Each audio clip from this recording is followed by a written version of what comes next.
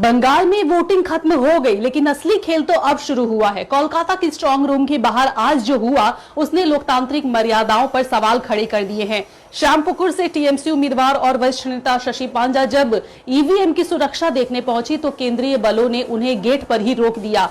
क्या यह सिर्फ गलतफहमी थी या जानबूझकर की गई सक्रियता, अति सक्रियता? कोलकाता उत्तर के 7 विधानसभा केंद्रों की किस्मत जहां बंद है, उस खुदीराम अनुशीलन केंद्र में आज सुबह जबरदस्त तनाव देखा गया। नियम के मुताबिक उम्मीदवार या उनका एजेंट एक निश्चित सीमा तक स्ट्रांग रूम की सुरक्षा का जायजा ले सकते हैं, लेकिन यहां केंद्रीय बलों का रवैया कुछ और ही था। शनिवार सुबह करीब 10:30 बजे श्यामपुकुर के तृणमूल उम्मीदवार शशि पांजा केंद्र पर पहुंची। गेट पर तैनात केंद्रीय सुरक्षा बल यानी सीएपीएफ के जवान ने उन्हें रोक दिया। हैरान करने वाली बात तो ये है कि शशि पांजा ने अपना वैध पहचान पत्र दिखाया और उम्मीदवार के रूप में अपनी पहचान दी। बावजूद इसके जवान टस के मस नहीं हुआ। इस घटना से इलाके में कुछ ही देर में उत्तेजना फैल गई और समर्थकों में भारी आक्रोश देखा गया। आखिरकार कोलकाता पुलिस के एक अधिकारी को मोर्चा संभालना पड़ा। पुलिस के समझाने और प्रोटोकॉल साफ करने के बाद जवान ने अपनी गलती मानी और शशि पांजा को प्रवेश की अनुमति मिली। लेकिन सवाल वही है, जब केंद्र में बैठी बीजेपी के इशारों पर चलने वाले दलों की बात आती है तो नियम ढीले क्यों पड़ जाते हैं और टीएमसी के वरिष्ठ नेताओं को क्यों निशाना बनाया जा रहा है? यह घटना सीधे तौर पर बंगाल के जनादेश को प्रभावित करने की एक और कोशिश लगती है।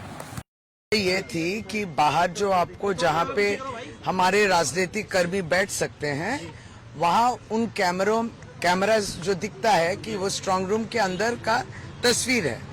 तो वहाँ से एक कैमरा नंबर 17 में दिख रहा था कि कुछ लोग उस स्ट्रांग रूम में जो 7 असेंबली सेगमेंट है, उस सेगमेंट वही स्ट्रांग रूम के सामने कॉरिडोर है, उस कॉरिडोर में बैठे कुछ काम हो रहा है।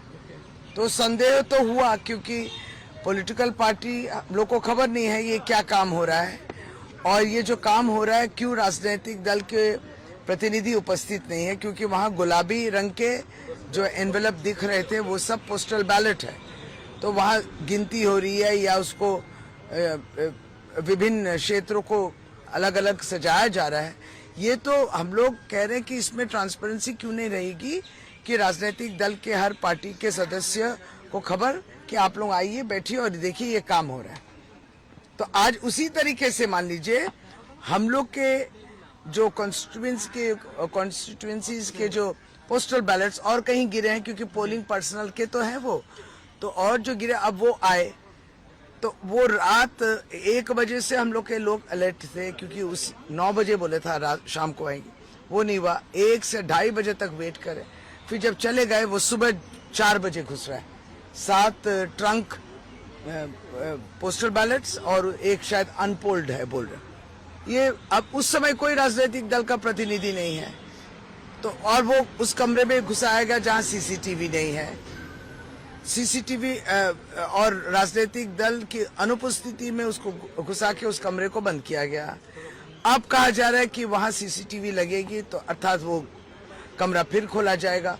तो हम लोग राजनीतिक बोले हैं, हम लोग को खबर देने के राजनीतिक दल के प्रतिनिधि रहेंगे, माने इलेक्शन एजेंट या जो भी कैंडिडेट है रहेंगे, उनकी उपस्थिति में उसको निकाला जाएगा, सीसीटीवी का काम होगा, फिर ये ट्रंक सब अंदर ले जाएगा। प्रोसेस बहुत माने डिफिकल्ट और जटिल कर रहे हैं और बहुत ही टाइम कंज्यूमिंग हो रही है।